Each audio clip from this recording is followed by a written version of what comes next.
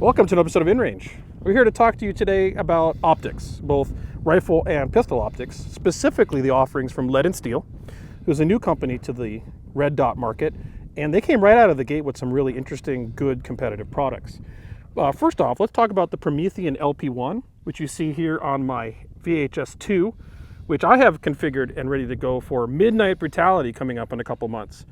And I chose the Promethean for a couple of reasons. It has a really large field of view with very clear glass, an EOTech style reticle, good night vision settings, and excellent light transmission. Yeah, and I'm using it on my 16-inch What Would Stoner Do in Woodland Cerakote for Woodland Brutality and our new American Standard division. Wait, the toilet company? No, the idea that everyone has an M4 with a red dot on it now. Oh, so the American Standard's a red dot rifle and a pistol. Yep. Okay. So the things I like about the LP1 are the huge field of view. Even though it's heavy for a competition gun, I like the big field of view through red dots like this. And it is a relatively crisp reticle, even under magnification, which we can't use in American Standard Division. It is. But, it just works well with my eyes. I can shoot with both eyes open out to 300 yards, no problem. And been using them for over a year now on a bunch of different guns. PCCs, rifles, machine guns, and they hold up just fine and stay zeroed. So really, this was their first optic on the market. And right out of the gate, you haven't had any problems with yours at all, right? No. And I haven't either. Now, I haven't put this through a lot of hard use yet, although it's got some scratches already on it from practice. And Woodland and Midnight are going to be good examples of that. But this thing has everything you kind of want. And remember way back when, for a while, everyone was going with smaller and smaller red dot tubes? Like and really, I've come to find, and I think I am going to agree with what you just said, the wider field of glass is actually a lot better. Yeah, I mean, nothing's free, right? So smaller optic, lighter weight, bigger optic, more weight. For actual just shooting, particularly in a competitive sense, and you've talking about the advantages under night vision too, of having a bigger window to look through. More glass is better. That applies during the day, right? Yep. So now they also have a pistol optic. We'll bring that up next. And that's called the Pandora. Yeah, the Pandora PB3. Let's go grab that.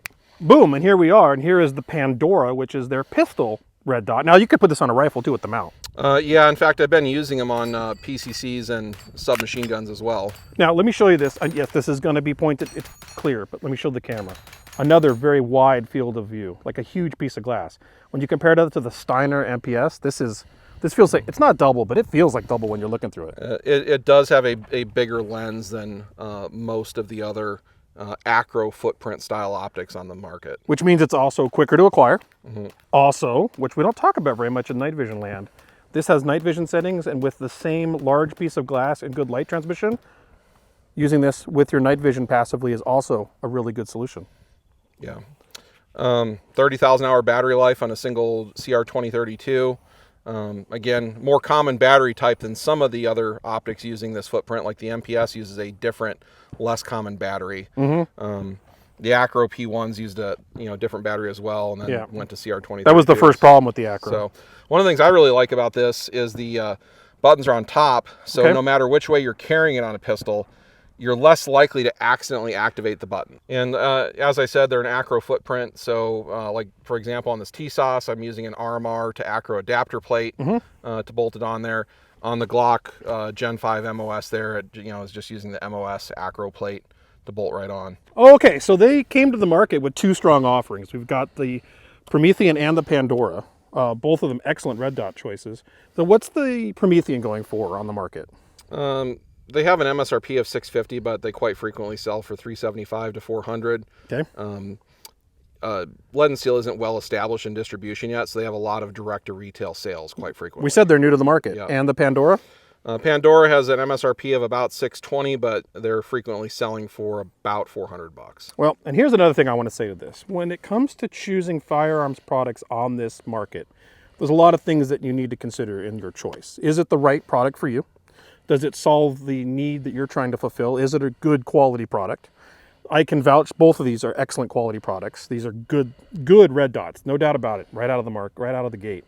But another thing I think you should think about, if you can, and I realize this is not always possible, but in this instance it is possible, Lead and Steel has not only been an excellent supporter of InRange in our brutality matches, they've given us products to put on the prize table, but they've been vocal supporters of rights for everyone, two-way for all. Yep. And in that regard, if you're looking at a couple different red dot options that are in this sort of configuration, I would personally try to kind of encourage you to put your money into people who support the rights of our community. And that's a big deal, and Lead & Steel's been vocal about that. Frankly, one of the sadly rare few, and that puts them way up on my list, personally, of the red dot sight I want on my gun. And so in that regard, we wanted to tell you a couple reasons to look at Lead & Steel. Not only are they quality optics that solve whatever you're looking for, pistol or rifle or otherwise, but also to support those in our community that support us. And thank you, Lead & Steel, for being good dudes.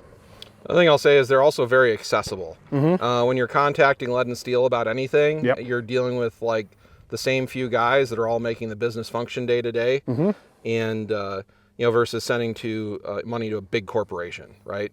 So kind of like KE Arms, like when someone comes to support for you, they get you. Correct. And the same thing with Lead & Steel, essentially. Yeah. So like talking with Ahmad, I really respect him as a small business owner. He has the right business ethos, and like to see more people like him in the firearms industry. I do too, and I feel really good about being able to promote not only an excellent product, but one that comes from a good company that espouses good ideals and morals. So thank you, Lead & Steel, and thank you for being supporters of the channel. That has not influenced our review, however. Just because they support us doesn't mean we're going to say this is something it isn't. No, and I've personally purchased more of these. I've traded some merchandise with Ahmad myself to get more optics, because I'm gradually moving over to these being on most of my guns and a lot of my demo guns too. Right. So to be fair, they sent me this one for free and they sent us a Pandora for free, but we liked them so much you landed up trading and wheeling and dealing to get more of them. Correct. And I'm putting more and more of them on my guns as well, for the same reasons I just espoused right here. So if you're looking for a good company to buy a good red dot from, I really pretty much would indicate, I would say you should get the Promethean or the Pandora, or maybe both. And thank you, Lead & Steel, for supporting us as well. And thank you all of you out there at patreon.com/InRangeTV supporting this channel, allowing us to do these kinds of reviews, even if it's sent to us, in a fair and honest way. And so I know some of you out there are going to be like, this is a biased video. They like those guys. I'd never met these guys before I did a Q&A with them because they were coming to market. And they immediately just impressed me, not only themselves as people, and then when I got the products, I'm like, well, cool. They're actually good products too. So hopefully, if you're out there looking for it, consider the Promethean or the Pandora. And thanks for watching. Subscribe and share with your friends.